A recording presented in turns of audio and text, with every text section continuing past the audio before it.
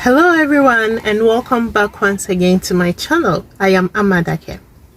So I've been thinking, right, and also received messages from some students who have asked me, and particularly a student that asked me online examination, why are you likely to fail your exams despite the fact that there is so much data or information online. And they have also been issues of students referring to online examination as just. And I'm like, this is an examination. Online, in person, it is examination. Right? So there is nothing like just an online examination. Yes, in one case you are given ample time. You have the question, that it's not a surprise question. You have time to sit down and actually think through it and write. In the other one, the questions are a total surprise. You go in there, you are timed, given a limited amount of time, and then you just write the exams and you go. So there is that tendency that you see online exam as just, right? Because for you it is easier. I have all this time, probably 24 hours or 48 hours to write a paper, so why don't just it's just easy peasy, let's do it, let's go. But then online exams, every other exams are not just, because once you go into any venture or any project with the just attitude, it is a recipe for disaster.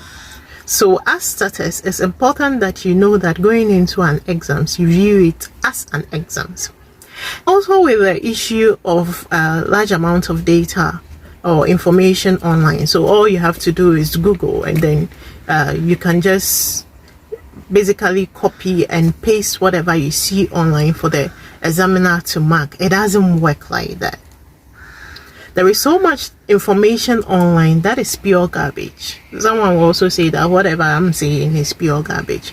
But the truth is, there is so much online that is pure garbage. There's also information online that is useful. How do you decipher the two or between the two? The truth is, your facilitator is going to point you towards that. So it's important that you understand that your facilitator is not going to examine you out of the scope of study, right? But the fact that your examiner is not going to examine you out of the scope of study, it's also important that you understand the language of the study area. Every study area has its language. So it is important that you understand that language. What are the terminologies used in a particular course, right? So understand that. And some other words are borrowed from other courses. So know the keywords or the concepts, the theories that are actually discussed in the subject area, and some of the terminologies that are discussed. It helps you to identify the focused area of your examination question. And it's also important that you understand what we mean by definite articles and indefinite articles. It is true that a lot of the times in examination, examiners will not focus on grammatical errors, etc.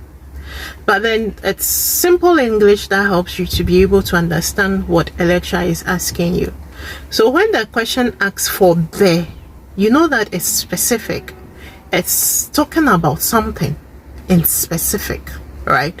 So the purpose of existence, the, right? So look at the articles used in the question. Is it an indefinite article or is a definite article? It tells you what exactly the lecturer is looking for. So if it's a and some, etc., you know that those are indefinite articles. But when the lecturer or your examiner says therefore, then it tells you that there are only four, right? There are only four of purpose of existence. If we should go back to our example, there are only four. So what are those steps that are only 4 when you talk about purpose of existence, not 5. So if there is anything else under purpose of existence that are probably 5 or 6, etc., it tells you that they are totally out. And then also presentation matters a lot.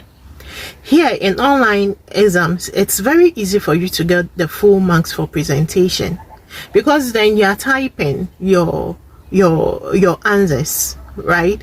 Here you're not going to do handwriting, so most of the time the examiner, whether your handwriting is ugly or it's not nice, etc., it doesn't matter because you're going to type. But then there are simple things that you do, right? When you are typing in Word, the most acceptable format that you should use is the Times New Roman. I hope I got that right. And then your line spacing 1.5. Your font size, you're also looking at 12. Make sure that you justify your work, and also make sure that you underline neatly, right? Just use the underline, and then underline your main point from your explanation. It's very important that you do that. In the case that you do not have a laptop and you can't type, it's not advisable that you use your phone to type, because you can make minor mistakes with your phone. So just write out, get a full scalp. Don't use a plain sheet. So get a full scalp, right? Or your exercise book. Just take up your exercise book. Then write neatly. Take your time and write, right? And underline the main point. Apps that helps you to scan your work that you have on your phone. Then you scan it nicely. Just hold your breath for 2 seconds and scan each page, right? Nicely. And then you put it all in a folder, and then you send to your supervisor. But it's very important that you space out your work very nicely, whether you are typing it or you are writing it with using your hand to write. Very, very important that you space out your work nicely. And then also look at the mark allocation, and this also applies whether it's in person. Look at the mark allocation that is given to each question. If you are given a question and then the mark allocation for that particular question is 5, and then you give the main point, and then you just go to explain you just go to define the main point, obviously you won't get all the marks. So you see 5 marks, and then you write you give the main point, and then you write just 1 sentence. Who is going to give you 5 for that? So it's important that when you're answering questions, you look at the mark associated with every question, right? If it is 5 marks, then it goes beyond. Some questions, especially when it's an online exams, they always ask for you to apply it to a particular context. You may give them your main point, you explain the point, do not apply it to the context. That also takes marks away from you. Apply it to the context. So if they are asking you, how do you use Parasuraman et al., right, for service in a hospital situation, just list tangibility. Explain what tangibility is, and you do not apply it to a hospital situation. How do you get a full mark? You do not get a full mark. So it is important that you understand what the question is asking of you, because at higher educational level, a lot of the exams question, a lot of the things that you'll be looking at will be application. How do you apply it to a real life situation? How do you apply it to a context? So always make sure that you apply your answers to a given context. Very important. Also, the issue of plagiarism. So students are saying, well, there is so much data online, or we can all see, I'm also a student, we can all see that there is so much data online, right? So it's just a matter of Google, you copy. But know that the fact that you know that you just Google the subject area, and when you get it, you just copy, that's the same way every other student will just go online and Google and just copy. Right, so the examiner is marking. There are actually 100 or 1,000 scripts that have the same answer. You'll be marked down. You will be marked down. So it's important that you understand that, well, whilst I'm also just going to go online and Google and copy, every other person is also going to go online and Google and copy. How are you able to find the information that you have found online and translate that information into your own thoughts, critique that particular information, and write out in your own English, right? Because the same thing, if said to all of us, would it means different things to us, and we'll say it in different ways using different words, etc. Right? So it's important that you translate that into your own language and write.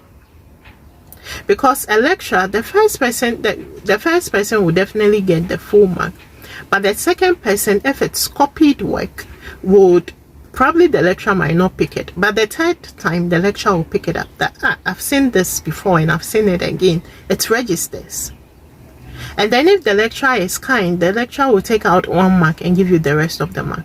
And as he continue to see a lot of such scripts, he will continue taking out 1, 1, 1, 1.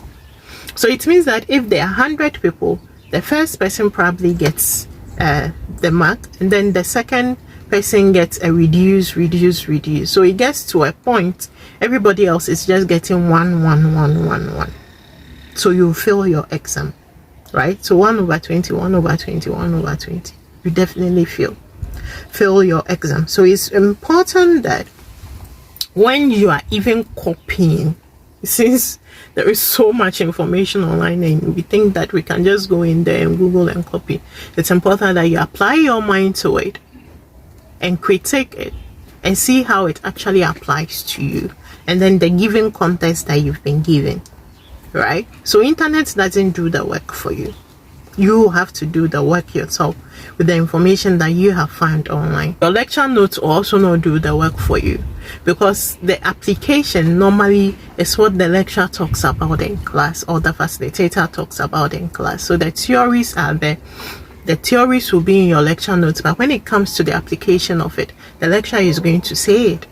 And it's for you to also understand and know how you'll be able to apply such concepts, right? So in a given examination situation, how do you actually go up? Issues of also posting your exams. How do you save your exams on your laptop and make sure that in uploading it, you upload the exact thing that you're supposed to upload? So pay attention to your question papers, because your answers, because a lot of the time students tend to upload something else other than their question paper, and that you will fail, right? Because now you're not even getting 111. It is not the what is you are expected to do. So you feel that you create a folder, right? You create a folder on your laptop, or you create a folder on your phone and give it a name that will help you know that, well, this particular exam is for marketing, this particular exam is for supply chain, this particular exam is for total quality management, this for accounting and finance, etc. Right? Then when you are picking, brief in before you select and check. Be very sure that what you've actually picked is the question or is the answer for that particular program, for that particular subject area before you upload. Check again before you upload, and make sure that you do not upload during rush hour. The final thing that I'll probably talk about is actually overthinking your question and consulting.